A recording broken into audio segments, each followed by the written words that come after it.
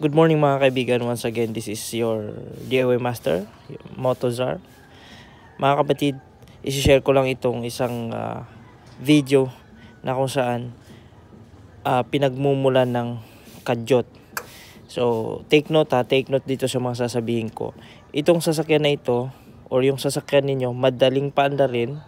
I mean, walang issue pagdating sa pagpaandar kahit na malamig. Sa unang andar, pino, maganda yung andar niya. Kasi nga, nagawa natin, nalinis naman na yung karburador.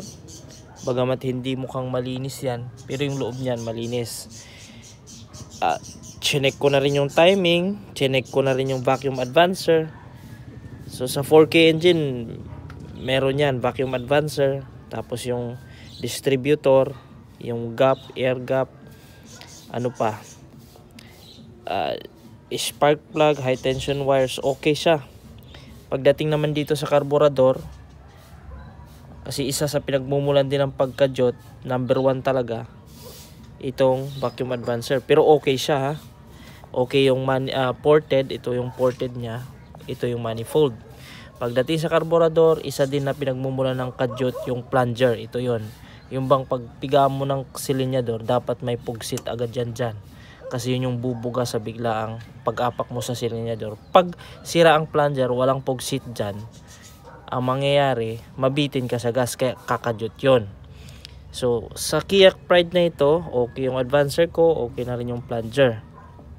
Okay yung linya ng high tension wires. Siyempre, okay din yung mga spark plug. At okay din yung PCV. Ngayon, sa supply ng gasolina, okay din. Pero mga kapatid, nandun pa rin yung kadyot. Pero ito, last resort na ito, no? Kasi sa unang andar, maganda eh. Pag binirit mo, pag malamig pa yung makina, I mean, pag bago pa lang yung makina, mga takbuhan, mga abot 30 minutes, maganda yung takbuhan. Nagkaka-issue lang siya sa kadyot after 30 minutes. Okay? Sa mga biyahe na umaabot na ng mga 25 kilometers or 20 kilometers, doon ko lang nararanasan yung kadyot nito. So ano ang issue niyan? Yun na yung last ignition coil. Baka kasi uminit na ito at kailangan ng palitan. Kailangan ng palamigin. After that, pag pinalamig ko, kasi nagkaroon ako ng eksperimento eh. Nag-experiment talaga ako. Pag lumamig na mga after 30 minutes, ayan na naman, maganda na naman yung andar. So, ignition coil, yung last na resort ko dyan. Wagamat di ko pa pinalitan, papalitan ko yan ngayon. So, after or sa next video, magkaroon ako ng update kung talagang yun ba.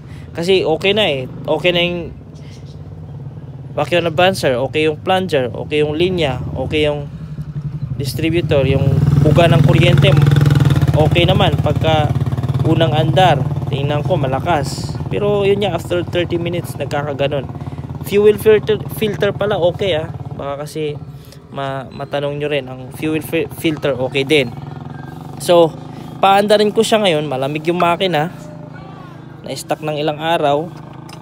Ayan, walang pressure. Na-stuck ng ilang araw. Tapos, yan. Tubig ang gamit pa niyan eh. Papalitan ko yan ng coolant. Kasi kinukondisyon ko ito. Malamig, as in malamig yung makina. Hawakan ko pa yan, malamig yan. Paandarin ko, papakita ko sa inyo na madali lang siyang paandarin. I mean, pino yung andar niya sa unang pagka mga first 30 minutes na andar.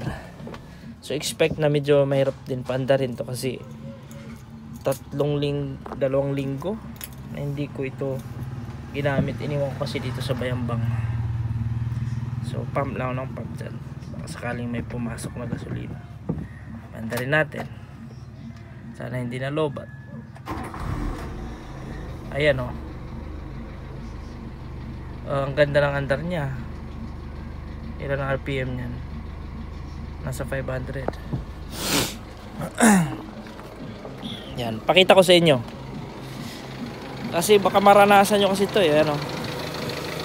Kada yung andar, parang maano pa siya dahil yung langis di pa nakaakyat siguro.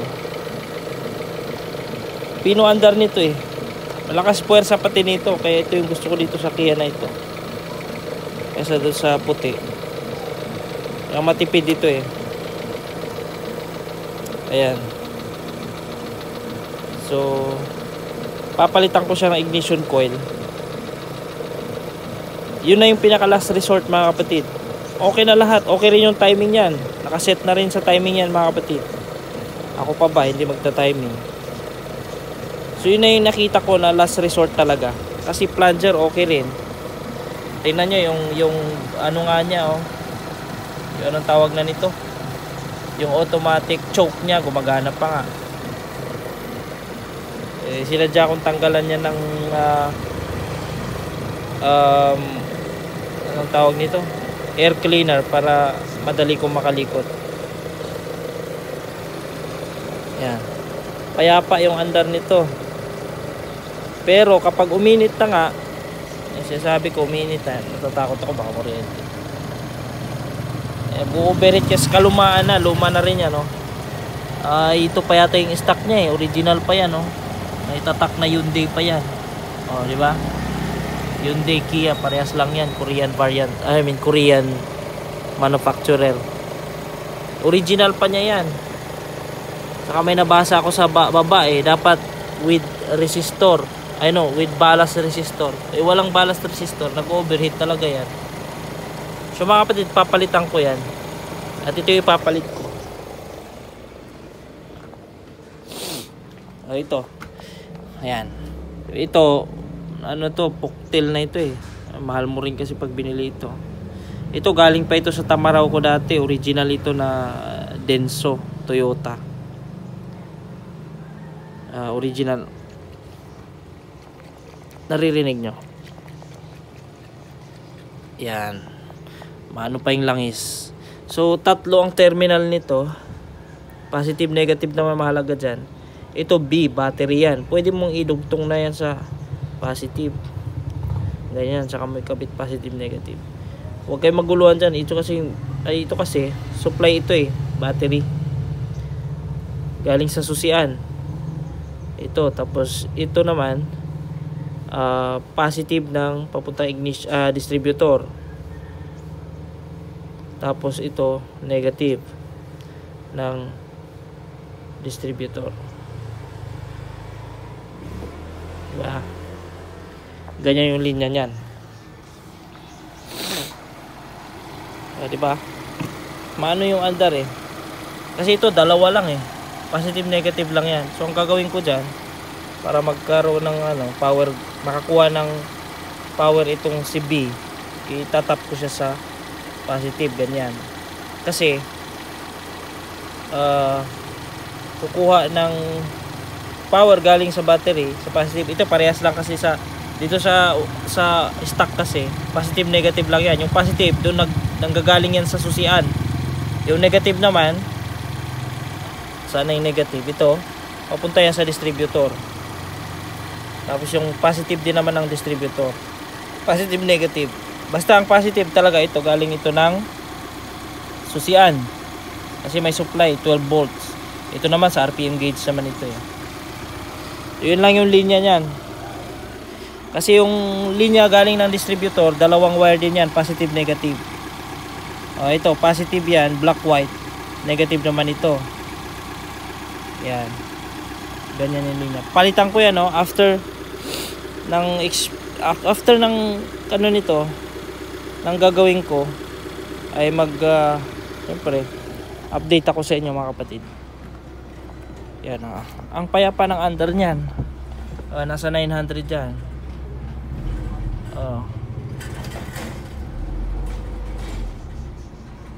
Okay. So, i-update ko na lang kayo. Sa may tatanong nasaan yung Kia Pride ko, ito yun. Ito na naman yung Kia Pride ko. Alright. So, abang-abang kayo sa mga next videos natin, no? Pasensya na kayo, nag-iiba tayo ng mga sakyan din. So, pero na-miss ko pa rin na magkaroon ng owner ulit. Kaya pagka nagkaroon ng pagkakataon na magtuno ng mga owner, magtutuno ako ng owner, videohan ko pa rin mga kapatid. Alright, sa ngayon itong Kia Pride ang ginagamit ko kasi pag ulan wala nang tara-tarapal, diretso na. Kaya lang walang aircon ito, papa-airconan ko pa lang. Alright, thank you Motozar, your DIY master.